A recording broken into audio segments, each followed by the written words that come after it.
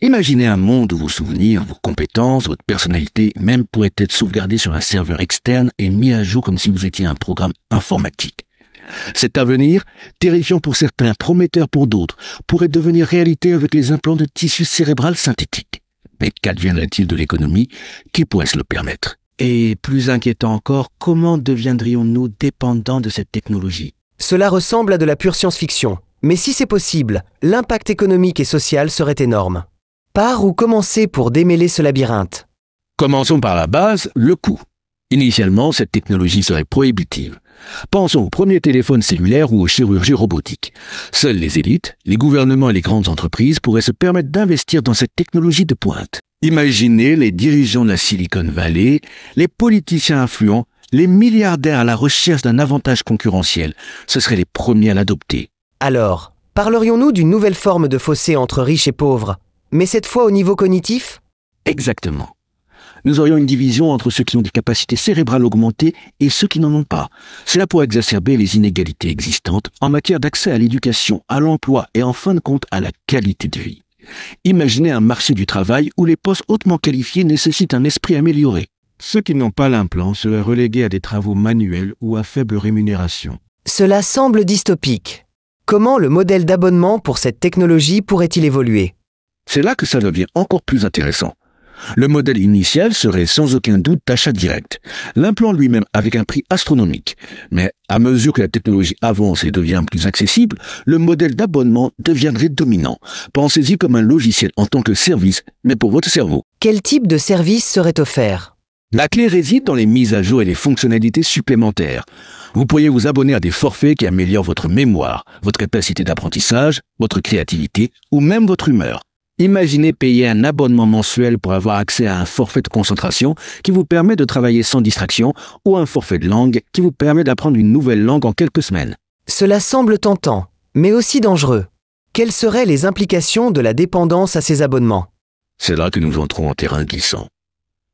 Si votre capacité cognitive est liée à un abonnement, que se passe-t-il si vous ne pouvez pas le payer? Perdriez-vous vos compétences? Votre capacité intellectuelle serait-elle réduite?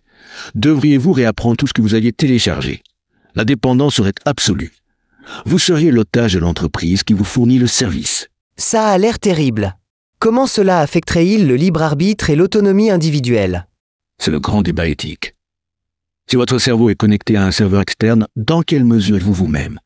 Qui contrôle vos pensées? Pourrait-il vous manipuler? Pourrait-il accéder à vos souvenirs? La vie privée et la sécurité deviendraient des préoccupations existentielles. Quel type de réglementation serait nécessaire pour éviter ces scénarios? Les réglementations devraient être draconiennes. Nous aurions besoin de lois qui protègent la confidentialité des données cérébrales, qui garantissent un accès équitable à la technologie et qui empêchent la manipulation cognitive. Mais même avec les meilleures lois, il y aurait toujours des risques. Pensez à la cybercriminalité. Les pirates pourraient tenter d'accéder à votre cerveau, de voler vos souvenirs ou même de vous contrôler. Vous avez mentionné que certaines entreprises pourraient être intéressées par cette technologie. Comment l'utiliseraient-elles?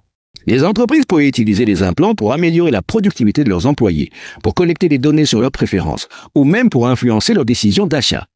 Imaginez une publicité personnalisée qui est transmise directement à votre cerveau, ou un chef qui peut surveiller votre niveau de stress et ajuster votre charge de travail en temps réel. Cela ressemble à un contrôle total. Comment pourrions-nous empêcher cette technologie d'être utilisée à des fins néfastes? La clé réside dans la transparence et dans l'éducation. Nous avons besoin d'un débat public large sur les risques et les avantages des implants cérébraux. Nous devons éduquer les gens sur la manière de protéger leur vie privée et leur autonomie. Et nous devons nous assurer que la technologie est développée de manière éthique et responsable. Mais, est-il réaliste de penser que nous pouvons contrôler le développement d'une technologie aussi puissante? C'est une question difficile. L'histoire nous dit que la technologie, une fois inventée, s'arrête rarement. Mais cela ne signifie pas que nous devons nous résigner. Nous devons lutter pour un avenir où la technologie nous sert, et non l'inverse. Imaginez un avenir où les implants cérébraux seraient utilisés pour guérir des maladies, pour améliorer l'éducation et pour promouvoir la créativité. C'est l'avenir que nous devons construire. C'est un avenir plein d'espoir, mais aussi plein de défis. Quel conseil donneriez-vous à quelqu'un qui envisage de se faire poser un implant cérébral? Je lui dirais de s'informer, de se poser des questions, d'être sceptique et de ne pas se laisser emporter par les promesses de la publicité. Je lui dirais de réfléchir attentivement aux risques et aux avantages et de prendre une décision éclairée et consciente. Et je lui dirais de se rappeler que son cerveau est sa possession la plus précieuse et qu'il doit le protéger à tout prix. C'est un avertissement important. Y a-t-il autre chose que nous devions considérer concernant l'avenir économique de cette technologie? Oui, la possibilité d'un marché noir. Si les implants cérébraux deviennent très précieux, il y aura des personnes prêtes à les acheter et à les vendre illégalement. Cela pourrait créer une économie souterraine d'implants volés, contrefaits ou modifiés. Cela semble dangereux. Comment pourrions-nous l'empêcher? Nous aurions besoin d'un système d'enregistrement et de suivi des implants, ainsi que de lois strictes contre le trafic illégal. Mais comme pour tout marché noir, il y aura toujours des moyens de contourner la loi. Cela nous ramène à la nécessité de réglementation solide et d'une surveillance constante. Quelle est votre plus grande préoccupation concernant l'avenir de cette technologie? Ma plus grande préoccupation est que la technologie exacerbe les inégalités existantes et crée une société encore plus divisée. Je ne veux pas vivre dans un monde où les riches ont des cerveaux améliorés et où les pauvres sont laissés pour compte. Je veux un avenir où la technologie est utilisée au profit de tous et pas seulement de quelques-uns. C'est une vision noble. Et il est important que nous continuions à parler de ces questions pour nous assurer que cet avenir se réalise. Absolument. La conversation est la première étape vers l'action. Et l'action est essentielle pour façonner l'avenir que nous voulons. Sans aucun doute. Une dernière question. Pensez-vous qu'un jour nous verrons une forme de logiciel libre pour le cerveau où les améliorations cognitives seront disponibles pour tous sans frais? C'est une idée utopique mais pas impossible. Si nous parvenons à créer un modèle open source pour le développement d'implants cérébraux, nous pourrions démocratiser l'accès à la technologie et éviter la création de monopoles. Mais cela nécessiterait une collaboration mondiale sans précédent et un engagement ferme envers l'égalité.